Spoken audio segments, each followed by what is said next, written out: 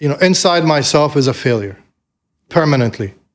I'm in permanent failure. Have you not been able to find a way to heal that or think of it in different ways? Yeah, when you get older and like your retirement age, like my age. You look hardly in retirement to me. Alhamdulillah. You say Alhamdulillah, yeah, but there's still that, coming to do this podcast, I didn't sleep for 3 days. And then I decided last night, you know what? I'm not going to go and try to be perfect. Yeah. Because that's what was paralyzing me. I'm going to come and make a fool of myself. And then I felt free.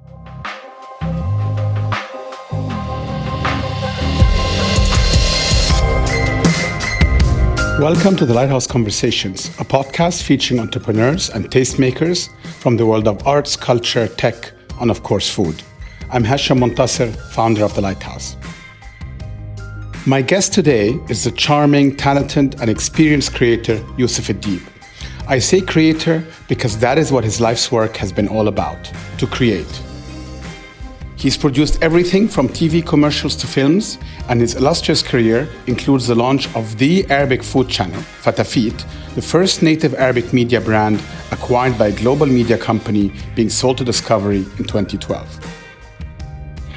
Incidentally, I met Youssef for the first time at the Lighthouse. It was a Friday morning, and I heard this gentleman raving to our general manager about something he had eaten. I saw him walk around the book selection of our store, and I just had to find out who he was and what he was raving about.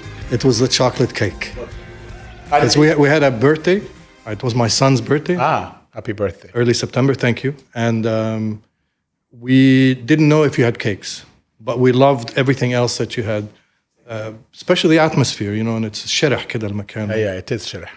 We asked and they said yes, but so anyways, the chocolate cake. Well, you encouraged me because my wife's favorite is the cheesecake, and for her birthday last week, because you ordered the double-layered chocolate cake, I went ahead and ordered it. And as I was telling you earlier, it was so delicious, and I'm not just saying that because it's a Lighthouse, that we finished it for breakfast, the next day. Chocolate.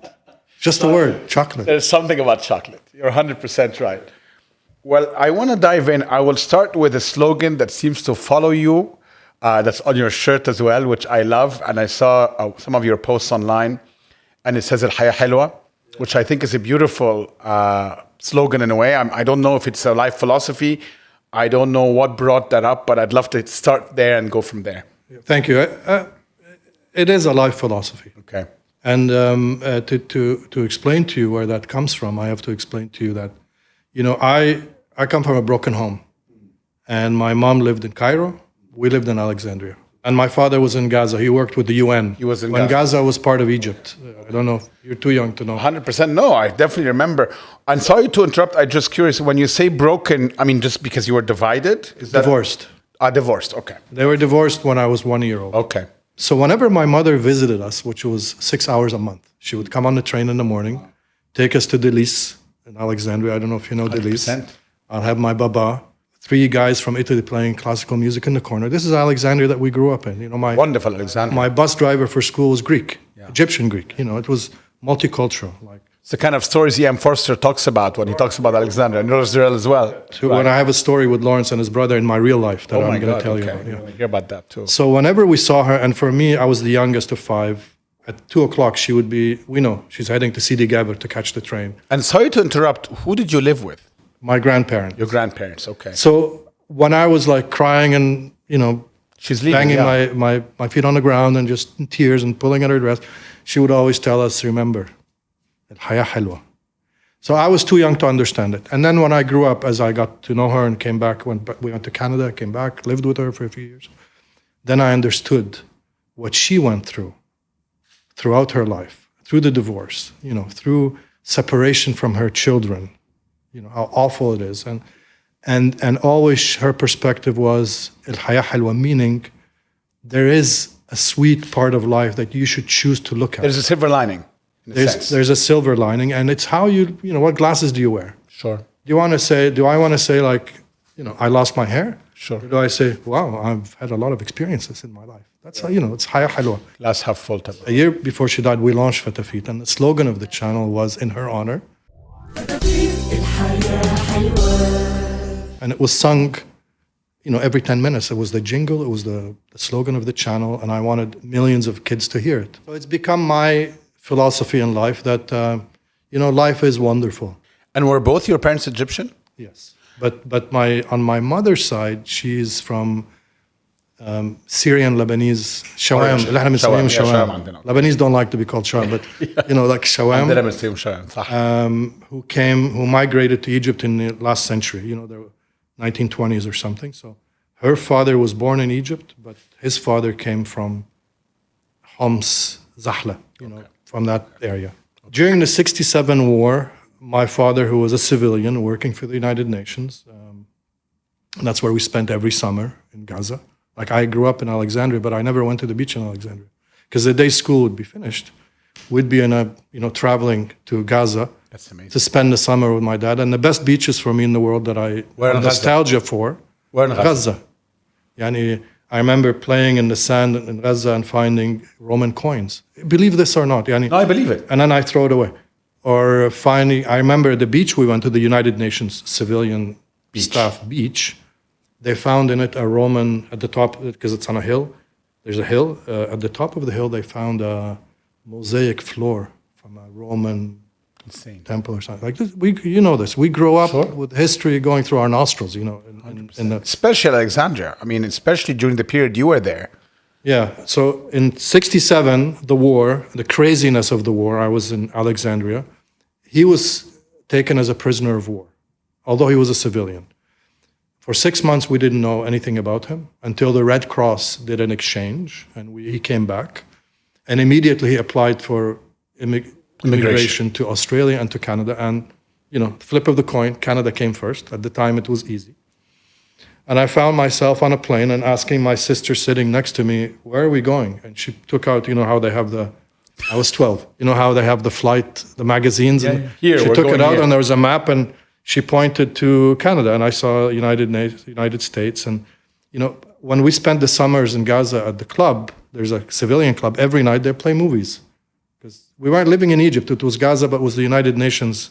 So I grew up watching cowboy movies, and the minute she pointed to this America, is where we're going, I thought, oh no, I got scared. We're going to. And all 5 kids went with the dad? Yeah. Then at the age of 13, Youssef joined the Sea Cadet camp that was supervised under the Navy. This naive kid from St. Mark in Alexandria ends up in a building in Scarborough, Ontario, part of Toronto. I don't know if you know Toronto. There's a suburb called Scarborough. Okay. Called Scarberia. And that building was all immigrants. But in my time, all the immigrants were from where? From Scotland, Ireland, Poland, Estonia. And there comes this Egyptian kid. And then there's this Egyptian, at school, they used to take me around and say, look, he's from Egypt, in front of each class. Of course. Our neighbors who are Scottish, they have a tradition in Scotland. At midnight, New Year's Eve, they would take me and ask my dad, can he come and knock at our door at midnight? Like just at midnight. A minute after midnight, please. Not before, just a minute after. And I'd go and I'd knock and I'd open the door, take me in, and I wish them a happy new year, give me a piece of cake. Apparently it's a tradition in Scotland that the first person coming to your home in the new year should be dark-skinned and tall and handsome. I wasn't tall or handsome, but I was, to them, dark-skinned. Relatively dark-skinned for them, yeah. Only a year later, playing under the building, I see a kid next door wearing a proper Old Navy uniform, with the round cap and the lanyard and stuff. And I asked him, what are you doing? And he said, well, we go for training once a week. We learn to march, we learn to fire rifles, and then in the summer we can apply to go to camp. So I asked my dad, can I join this? I don't know what it is, but I liked that, he was... The pomp, the uniform. Yeah. He said, sure. So I joined, and in the summers they would fly us on Canadian Air Force planes from Trenton, Ontario to British Columbia to Vancouver Island, take a ferry to Vancouver Island, to a small island connected by road to the land. So it's called a spit. Food, security, bedding, marching, band. I did that for 4 summers. Can I play pseudo psychological analyst for a second and say, do you feel that part of the appeal was the fact that maybe you needed some control and discipline over what has been largely kind of a very, a lot of movement for a young kid. You've moved all around. There were a lot of kind of different things. You lived in Alexandria, then all of a sudden you find yourself in Canada. And maybe this gave you, maybe the word is predictability. Was that part of the appeal? Or was it just the uniform? No, I think I wanted to escape. Okay. I wanted to escape the home.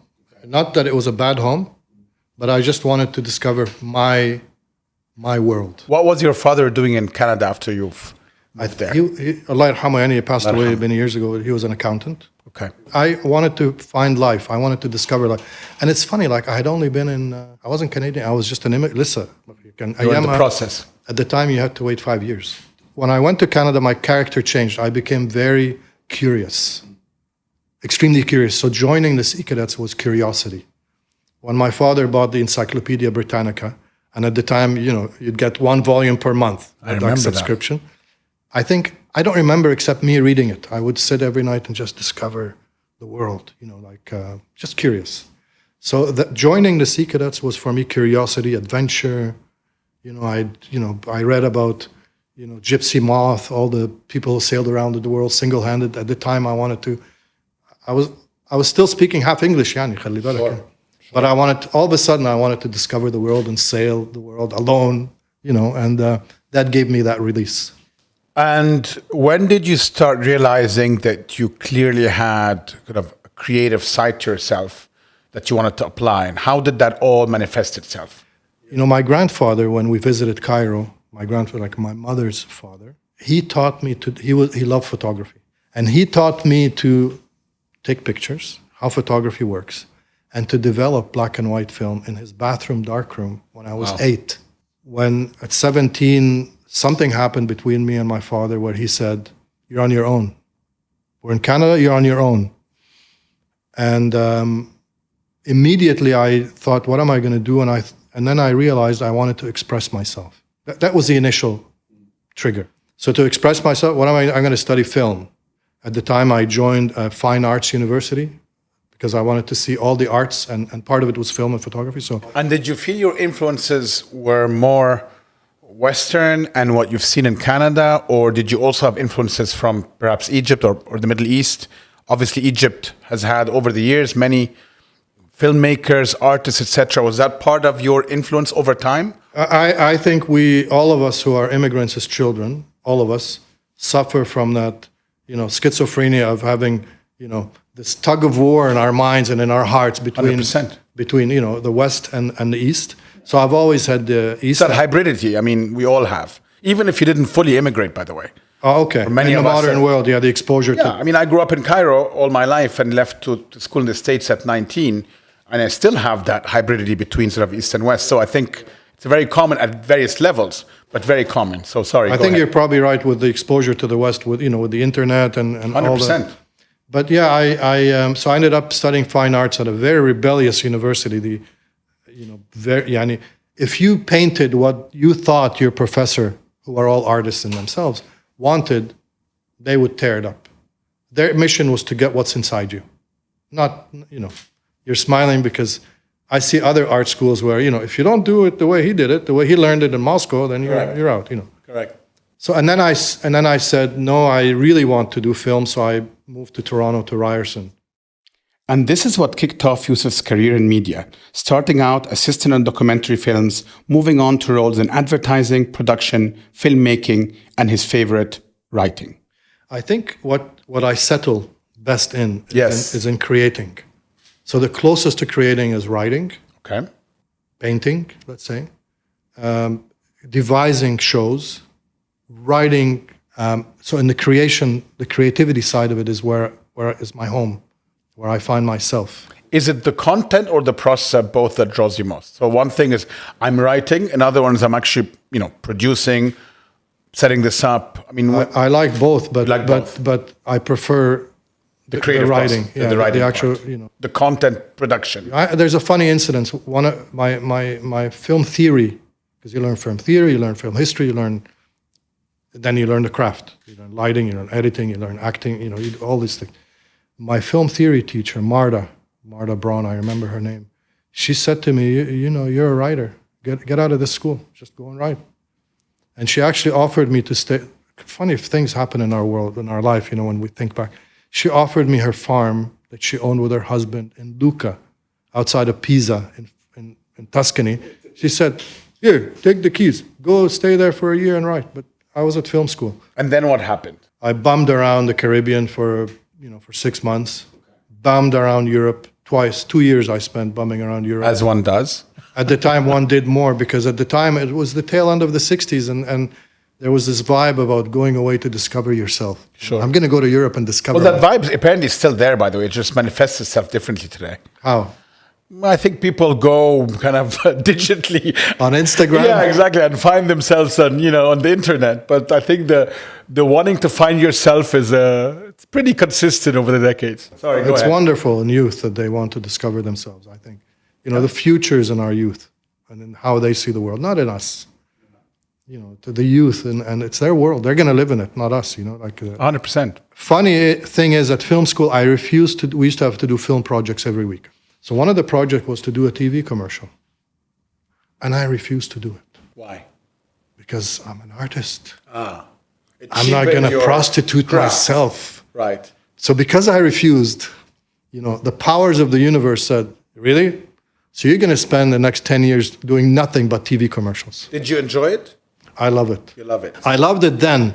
I think today the process of producing commercials, it's probably much more structured, much more metrics and all that, but it's lost its soul somehow because, like Tariq Noor is a pioneer. 100%. Regardless what you think of it, he's a pioneer. And remained relevant for a very long time. Maybe still is. Yeah, he still is. He became huge at a time when, there was a Al Ahram advertising agency and there was Tariq Noor. And if Al Ahram hit the client, you couldn't touch that client forever. The client couldn't leave them.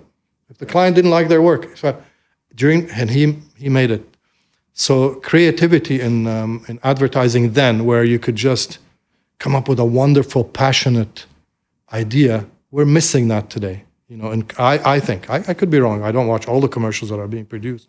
I'm just going to be devil's advocate. I can be as creative today, even if the medium or which as a consumer has changed, it doesn't mean that a good ad doesn't pop. It just pops on something else. You can be just as creative. Correct. The stakeholders, to clarify what I'm trying to say, the stakeholders are relying too much on metrics. That's what I mean, the data. It's too much data. Too much reliance on data and passion and love and falling in love with a product or an object or being inspired.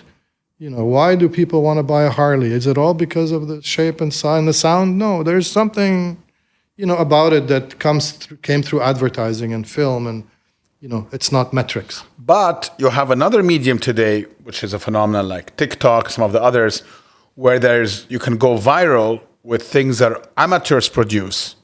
So while probably in the professional world, you're right, it's become much more studied because they're relying on data.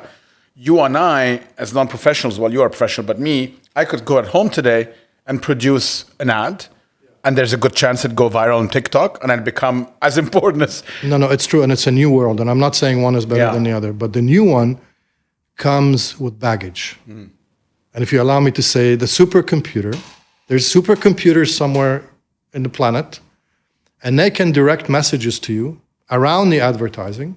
Look at what's happening in the US. 100%. So it comes, that openness comes with a lot of crap. And that's precisely what's happening now with these platforms like Facebook and others, where they're saying we are neutral parties. We cannot influence what is put out there.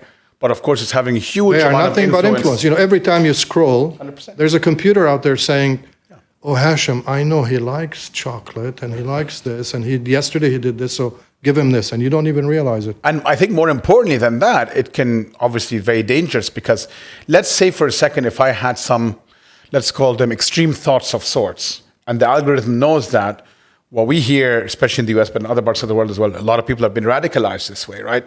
It's feeding me more and more of what I've been clicking on, and therefore my thought process being influenced, especially young people, by what I'm reading, and that becomes a self-fulfilling prophecy and very, very dangerous. So look, I agree with you, but that's a whole different subject. That's a whole different, including, getting people used to a short attention span, not being able to read more than 4 words in a row and then, scrolling.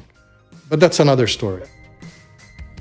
That story will probably require a whole other podcast episode. So for now, if you want to order one of those fabulous chocolate cakes of the Lighthouse, order online via Linktree on our Instagram account, and please leave us a note and let us know what you thought.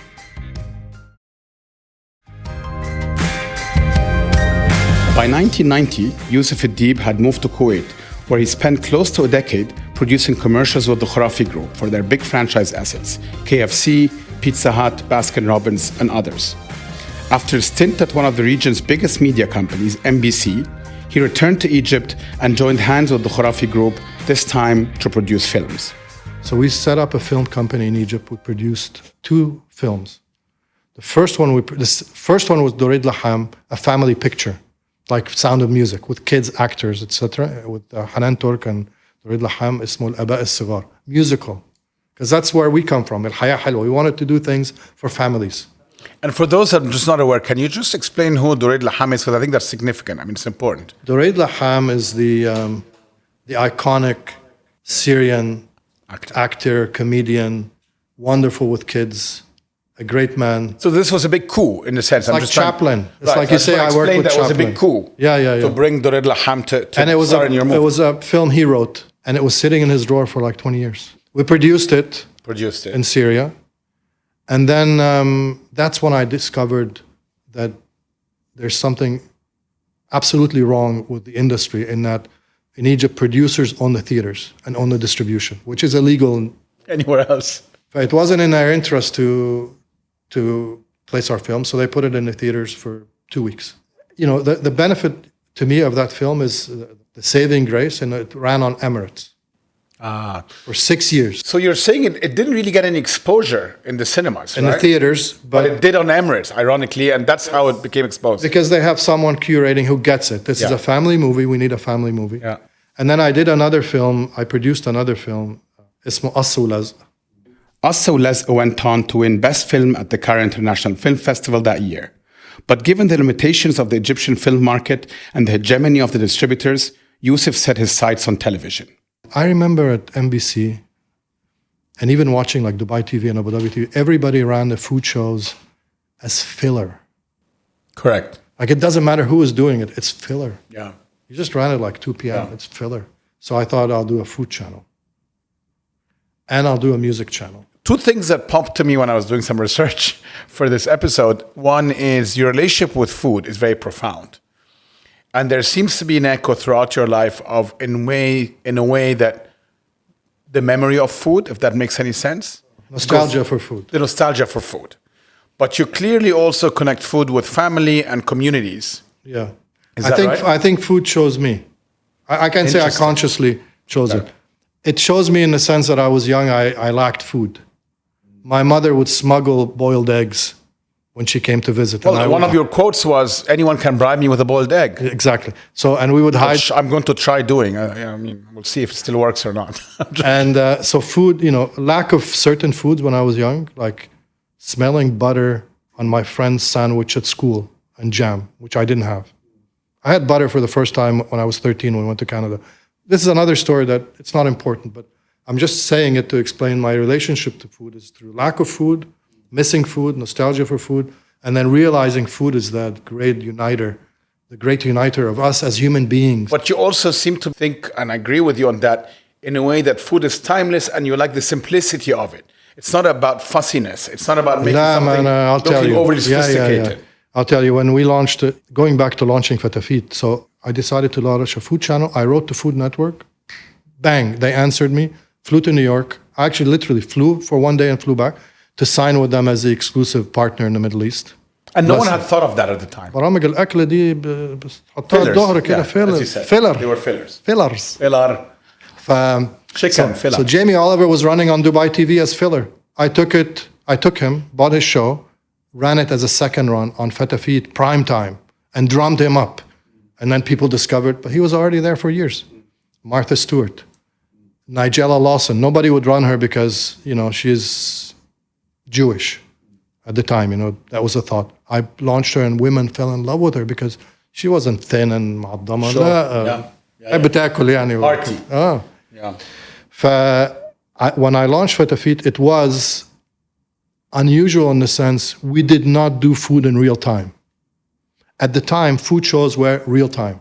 So you put the salt and you wait for it to boil. And actually on TV, they waited for it to boil. You know. Which makes no sense. And then you stir it for 2 minutes. And then the recipe would appear.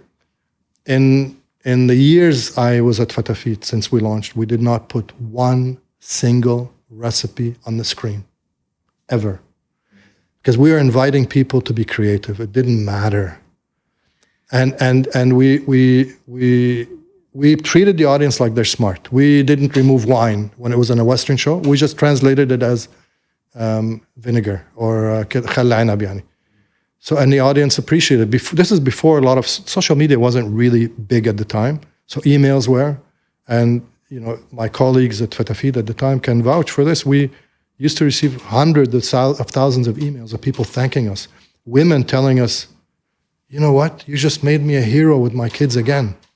Yeah. You brought the family together. I want to just emphasize this. It wasn't just Nigella, Lawson, and Martha Stewart. You launched regional, local. Yeah, we started. We had to have our own. We had to have relevance. We didn't want to be like Food Network. So Arab chefs. So we launched Arab chefs. Many. Like about a dozen, let's say. And how did you go about to find them? Your guess is as good as mine. Sometimes it was just an email that we got. Like Hamad Orfali, I was going to ask, who's going to open his restaurant. Allah yabarik lo soon, yani. Sure. Was working as a chef in Kuwait. And one of my trips to Kuwait, I met him in the lobby of the Crown Plaza, and and you were like, "Sure, send me something. Let me see. Let's do a test." And he flew in. I tell him on camera, and he expected like some big test. And I said, "Can you make an omelet?" Because it wasn't about the food. It's about the personality. People don't watch the food; they watch the personality. And same with Chef Layla Fathallah from Beirut, who's now has 600,000 followers on Instagram. Go figure. Yeah. And she just sent us her video because they're good people. I'm sorry if I forget anyone, but no. But always it wasn't about recipe. But here's the difference: we had the luxury of 5 years of no competition. Clients would come to our door and say, "Where are you? Who's your ad rep?" Because we were too small. The whole budget of Fatafeat was like one show on NBC, and we were filming in HD. And we couldn't afford to broadcast in HD, but I was building an HD library. I was looking like years ahead. And that's how Discovery bought it, because all the library was in HD. So you were obviously very aware of the fact that building content, and you were also aware of the fact that digitization was coming. Yeah, I was aware of those, but mostly I was building a brand. I was building loyalty with mothers and women. Trying to say something, because I think your creative side is married also with a savviness in terms of commercialization. I'm not saying commercialization in a negative sense. I'm saying that you understand that it's a business after all. People can't marry the two. Some people are highly creative, are great at producing shows, but then they cost $1 billion each time, and then the whole thing sinks. Of course. Because, it comes from making TV commercials. Probably. You can't just keep doing it because they look good. Correct. They have to deliver, sales or returns. So we produce our own shows. And here's the difference between, to this day, what we were doing then and food shows in the Middle East. We had a back kitchen, like a restaurant. We had chefs, like a whole structure of a restaurant, working overnight for the episode we're filming the next day. So we tested recipes. Even though we never talked about recipes, we tested them. It wasn't just doing stuff. Isn't that extraordinary? I mean, I read about one of the autobiographies of one of the ladies that used to run Gourmet magazine in the US, and they had a massive kitchen. And it's the kind of luxury that today is unheard of. I mean, no magazine, there are barely any magazines left. Yes. But that was very important to the legitimacy and the quality control. Of course, and it pays off with your brand and with the stickiness of your brand with your customers to this day. So why did you sell it then? Oh, well, I didn't want to. Well, maybe your investors. My investor, I woke up one day, he had passed away. Oh, wow, okay. And that whole group. Changed. Family groups, They changed, yeah. The sons want something else. So they said, we want to sell. And I was blessed. I wasn't happy. To this day, I'm like, it's my baby. Somebody took my baby. Did you find this traumatic in a way? Because you built this 5-year-old child and all of a sudden you have to give it away? It was horrible, and I turned into a horrible person. Even though I was blessed at Discovery. I contacted a friend I had at Discovery. Within a day, he said, yeah, we want to buy. And they flew in and they spent a year doing due diligence, which is kind of ugly due diligence when, because they're trying to get it for the least thing. Of course. So it was horrible that I had to let it go. And they asked me to stay on, but, It's different. Now you're part of a bigger corporate structure. Sit on the side like Giddoy. And I didn't want to, so I left. And during that period, that's how traumatic. I remembered my core value, what I really wanted to do. And that's what I wrote and directed my own film. Yeah, Love's Improvisations, which then launched at Dubai Film Festival, went to Monaco Film Festival, Saint-Tropez, Madrid, London. In London, the actor, Nicolas Mouawad, won Best Actor for that film. So that was kind of a silver lining, you know. You'll find that typically in life, when you face challenges, you've dealt with it with increased creativity or more whether, I mean, some people get a complete block, they can't produce when they're, or how do you deal with those challenges? I go through the shock like everyone else, but I pull myself, you know, out of it immediately and find الحياة حلوة. So your mother was right. Absolutely. I want to say absolutely, you know, you can cut that out. No, it's okay. She went through, like, you cannot imagine what she went through. She taught us one thing, الحياة حلوة. And we wrote this film, I wrote this film and I acted in this film about relationships and how relationships change, because I think you want to know about that. But I related it to, I was taking lessons to play oud at the time. Oh, wow. And I learned about ma'amat. Apparently, like, Arabic music is so different from Western, you have chords. خلاص. لا, احنا بقى تختلف.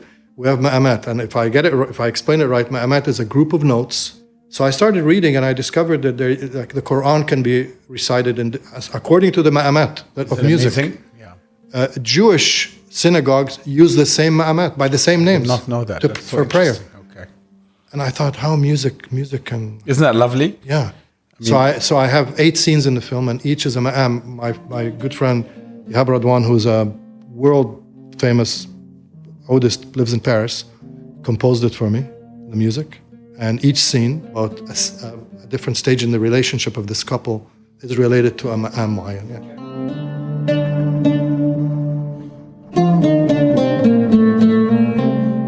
Funnily enough, I mean, last week I was mentioning you earlier, it was my wife's birthday, and I decided to invite the oud player to play, just for us and our children.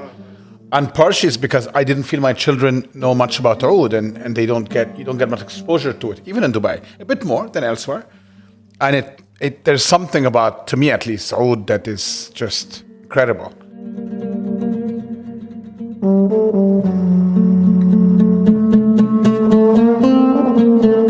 For always, I felt that it's like the sound of my soul. Like souls, Yeah, exactly. souls are like oud. Even physically as an instrument, Yeah. it looks It's very intimate, like you hug it. Exactly.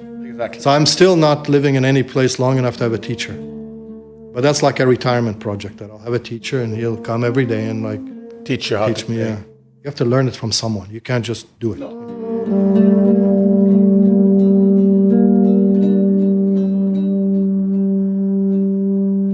One of the things that I found really, honestly, and I'm not saying this because you're here, wonderful, going through your story, is your ability to have been able to do multiple things in your life. Many of them very successfully. Some of them maybe not as successfully, but that's not the point. The point is being able to reinvent yourself and keep going. It's something we talk about a lot. I mean, I'm at a much more modest scale, but someone that, you know, was trained as a banker and worked in banking for many years before switching over, becoming an entrepreneur and now doing different things. And we talk about it on the show quite often. I find that very important, that all of us find ways of expressing ourselves, and that could evolve over time, but it also can be in parallel. And you seem to have done that quite a bit in your career in general. So now you've gone back to writing as well, right? And you've just produced a children's book. One day, yeah. First, I'll tell you. Yes. You know, when you're an immigrant, you get thrown in the deep end. I used to get beat up at school every day. Oh, you're from Egypt, because we just lost the war, and they'd beat me up. Amazing. And the funny thing is, the only kids that came to my help were the Jews, the Jewish kids in the country. You understand? Absolutely. So when you're in that situation, you're an immigrant, and you get beat up, and you're a nobody in a new environment of, you know, you learn to, I'm going to either die or I'm going to survive. So you learn survival. So, you know what? Do you want a good waiter in your restaurant tomorrow? I can do it. I have no problem. I'll do anything. That's my approach to dealing with different things, surviving, trying different things, giving it my best. Have you been able to bring them together in a way that gives you inner kind of peace and happiness and contentness? That's very difficult. And I find a lot of very creative people struggle with this. When you read Edward Said, part of his brilliance is that inner struggle, which he then wrote about in his autobiography, but you really feel that tension, right? And part of it is anger as well. He talks about, his childhood in Egypt, but also going back to Palestine and so on. So how much of that do you feel is fueled? I don't know if I had a wonderful childhood, if I would be who I am now. Okay. And I'm not saying... No, 100%, I get that. It's good to have a bad childhood. No, of course. But you used it to fuel... It drives me. And it drove you. Inside myself is a failure. Permanently. I'm in permanent failure. That inner voice, I think, you're not the only one. I'm sure you know that. All of us, yeah. I mean, many of us have that inner voice. I mean, I have a very punishing inner voice. And similar to you, it's sometimes paralyzing. And I have to work on it constantly to remind myself that, and I have to hear from the outside to get affirmation. Yeah, that's important. Yeah. We're human beings. Yeah, which is good, but also exhausting. So, and I didn't have, being open, I didn't have a childhood in any way that was difficult, but you find other ways to punish yourself but we all need something to drive us. I think it's part of who we are as human beings, that dissatisfaction. We're always looking for something else. I just wanted to say about the book, Fearless Me. Yes. One day my grandson, Zaid. How old is he? He's 5 now. When he was 2. There was a sound. We were visiting them, Dina and I, and a bang outside, and he got scared. I want to destroy whoever scared my grandson. I felt that protective sense. So I said, I'm going to write him a book about being fearless. So I wrote the book, Fearless Me, and it's 10 situations of his age of how to be fearless. So is a noise making you fear? Make a noise that's bigger than that noise. Make the noise scared of you. Hakaza. Are you afraid of the dark? Get a flashlight, light around, and the dark will go away. So I wrote the book, and I'm glad that he likes it. And my granddaughter now, Lara, who's 2, loves it too. Likes it too. Youssef, again, I don't want to overly analyze. It feels when I looked at it, because I looked at it online on your website, and was there a bit of also? As you said, the light, the bringing light to a dark room, etc. Conquering your demons kind of situation. Yeah. Like you're bigger than that. You can. Yeah. Don't sit back and take it. Don't fight. Yeah. There's an active element as opposed to being passive. Be proactive. And that was parallel. You wrote a piece that I also found on your website, Dear Young Arab Creative. Yeah. Which is sort of a series of advice. Yeah. I just felt that it's actually out of date because the revolution in Egypt, I think, فتحت كده this bab creativity. I'm so proud. I see amazing creativity, just unbelievable. Yeah, from nowhere. There was none there at the time when I wrote it. I just felt that free yourself. I wanted to write to. I wish I could talk to. I've always wanted to teach. This is like it's not too late. Yeah, but I've always wanted to teach, in the sense of only freeing people, not to teach them anything, but to free them to get what's inside them out. So that piece was written for that. And then during COVID, I wanted to occupy myself, so I did 2 things. I scanned all my grandfather's negatives. We had it's amazing. Thousands of negatives. Your maternal grandfather or paternal? Yeah, maternal. The one who taught me photography. Because he had left these negatives and I scanned them, and now the whole family's seeing events. And you put some of them online, because I saw one of those black and white negatives on Facebook. Khali was the first magician on Egyptian TV. Yeah. He كان بيطلع برامج الأطفال يعمل سحر. Anyways, so I did that, and I did because I saw my daughter suffering, or not suffering, but it was troublesome for parents to do homeschooling. Last school year. So I did this daily. I hired an artist, and it's a sheet that's coloring and practice of the letters of the Arabic alphabet. That's creative, because most of the Arabic books that I'm aware of, because I don't want to insult anyone who has done a good job, are very boring and come from 1952. And rigid. Very rigid, was structured. If I so put it online for trace, free, right? trace, and it has the word. And in the picture are all the words that from that letter. And I put one letter every day. And I went back to Facebook. I hadn't been on Facebook for years, just to promote it. I saw and that. Women love it. Now I need to print the book. If you were to get a shot at teaching, where would you like to be? You seem to me, and I just want to preface this by saying, it seems to me that your Arab heritage is very important to you. Oh, yeah. And that you, to me, look very much at home here, whether it's in Dubai, and I'm sure in Alexandria or Cairo would be the same. So would you see yourself, for example, going back to Egypt and teaching there? In 1979, Okay. I came across the Alexandria Quartet. Fantastic. I finished there are 4 volumes. I finished the 4th one. On the next day, I flew back to Egypt. Wow. Because I felt You had to mixed, be there. but my heart is more Egypt. So yeah, I think I can add value in the Middle East in teaching. Funny thing is, I read that book by Lawrence Durrell, came back to Egypt, tried to work in cinema, didn't like it. I was a kid at the time. Went back to Toronto, and the job that I had was with his brother, Gerald Durrell, was in Toronto. Oh my God, small world. Editing. He had finished filming The Amateur Naturalist, a 13-part TV series, and I was his second assistant editor. Amazing. World is weird. The world, how it turns, how things happen, serendipity. You know.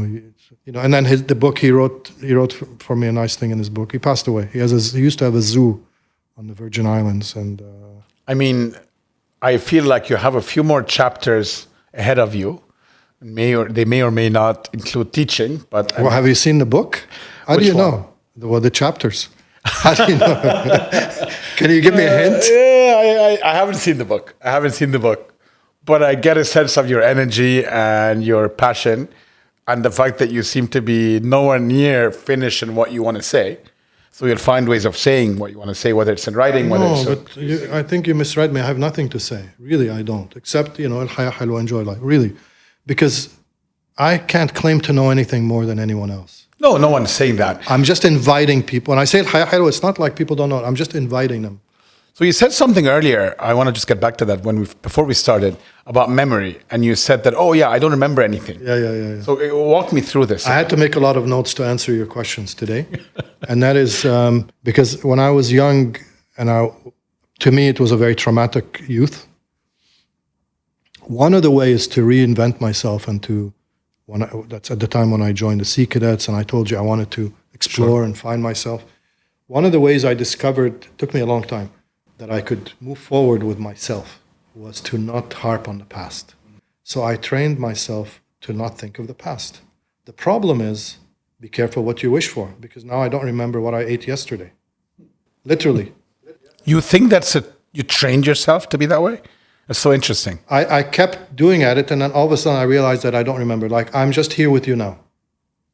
I'm with you here now. When I go out, I'll be thinking of something else. And yeah, if I think long enough, I'll remember that I was here and I was with you. And I remember more like notions and emotions rather than factual things.